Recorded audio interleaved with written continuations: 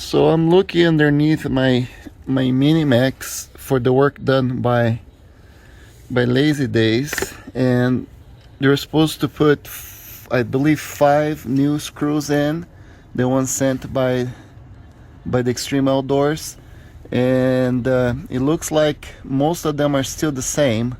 This one is not loose. This one is the long one, and this one is loose, so this was never replaced or screwed in.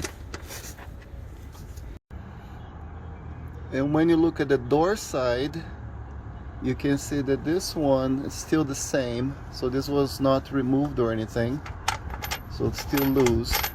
That one seems like one new one, and they also added this little one here.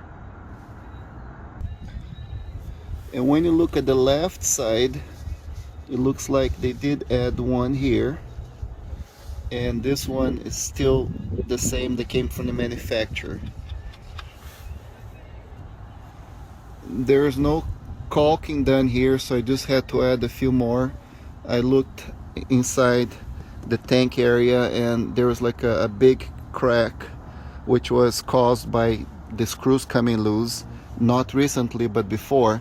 But I thought this was going to be patched up with new silicone, or sealant or whatever, but it was not. So from what I can tell, I still see the old, this is looking from inside of the microwave opening.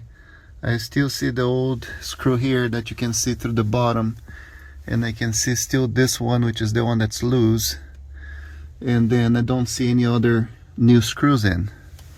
So from what I was told is that all 5 or 7 screws that were given to them was installed, but it looks like I only saw 2 of them. So appreciate if you would let me know where are the other 4 or 5 screws, because I gave you guys 7 was the proper screws given by Extreme Outdoors, and I only saw 2 installed. Unless it's hidden somewhere I cannot see. I'm afraid that this problem is going to happen again, where this kind of detaches from the bottom and then the water starts going inside. Thank you.